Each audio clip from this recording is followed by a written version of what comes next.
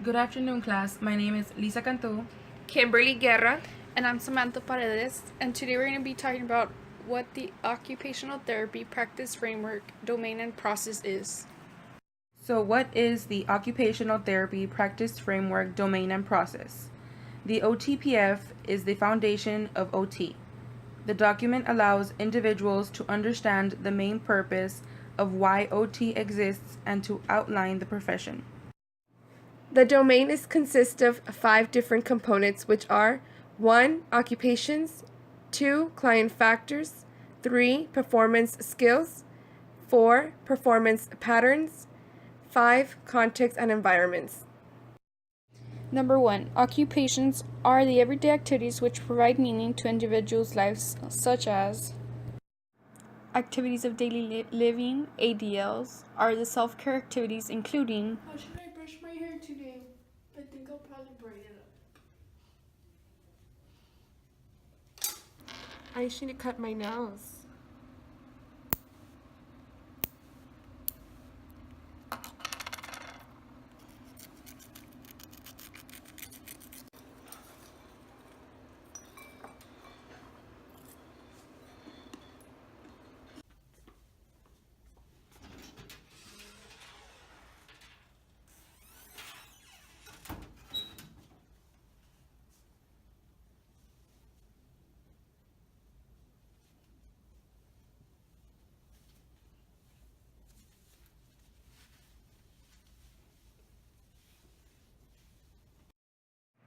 Instrumental activities of daily living, or IADLs, are the activities that require more cognitive input, allowing the individual to be more independent within their home and community.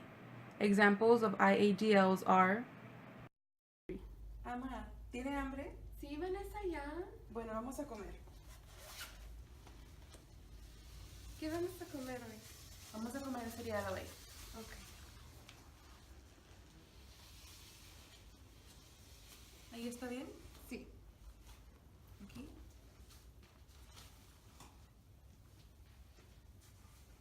Dormí muy bien anoche.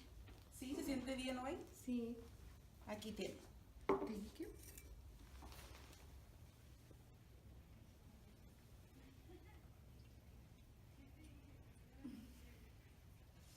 I should check how much weight I lost.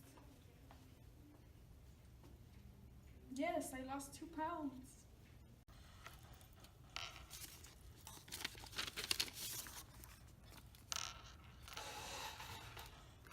Tengo que pagar la luz. 115.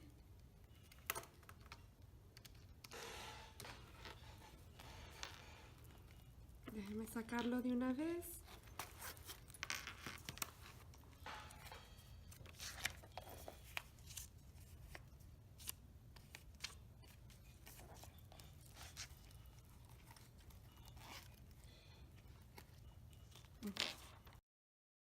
Rest and sleep is rejuvenating or re-energizing the body by resting, preparing for sleep, and participation in sleep.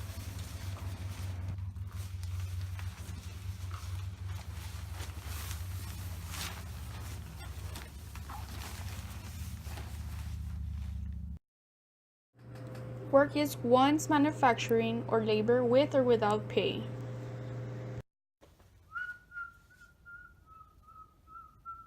Ya acabé. Today's Friday, I get paid. Here you Oh, go. hello. Thank you, boss. You're welcome. Education is the academic involvement either in the formal or informal setting. Oh, I need to read from his license class. Chapter was it? 17.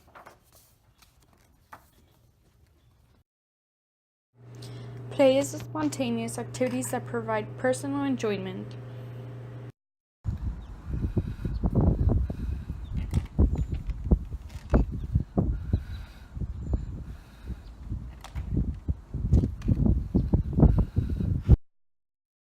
Leisure is the non-obligatory activities that fulfills the individual's wants.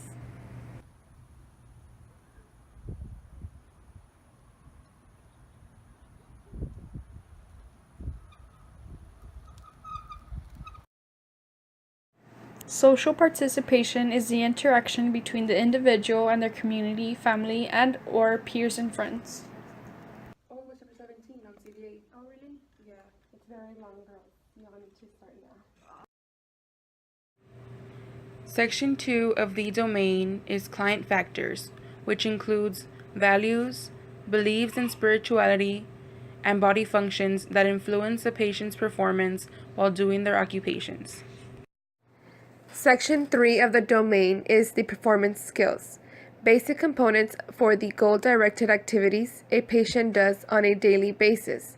Motor skills, motions or movements.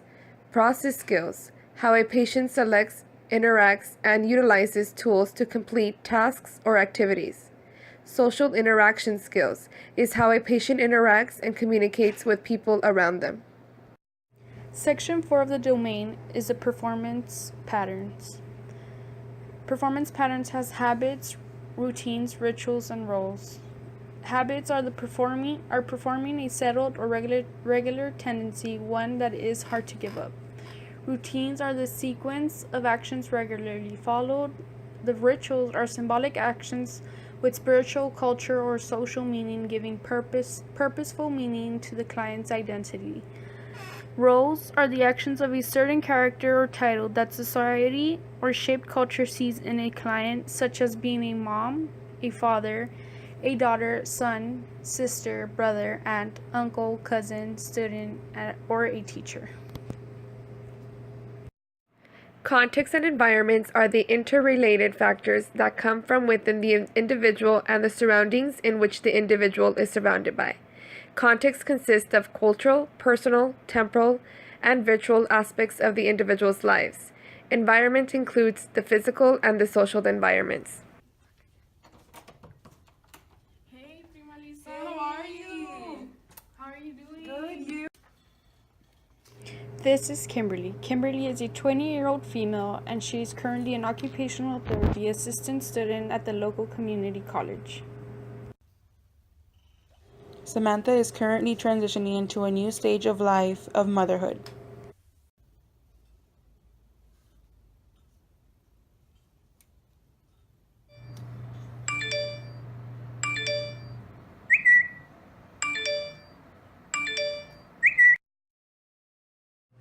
The process. The occupational therapy process is the rapport between the client and the therapist. The procedure for the OT process consists of the evaluation, intervention, and targeted outcomes. However, prior to the evaluation, the individual must be referred by their general practitioner. How old are you, Sam? During the evaluation, the occupational therapist will interview the potential client, collecting data to build an occupational profile. The occupational profile contains age, gender, reason for referral, diagnosis, and medical history, prior living situation and their living level of function, social, educational, and vocational background. How are you doing today? Good. The intervention process is the collaboration between the client and the skilled occupational therapy practitioners based on the individual's occupational profile and their personal goals.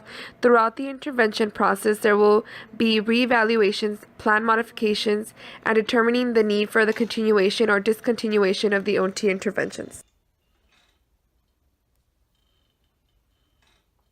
Oh, nice, you did it. Let's put these together. And now we're gonna go ahead and separate them by colors. Can you go ahead and help me put them by colors?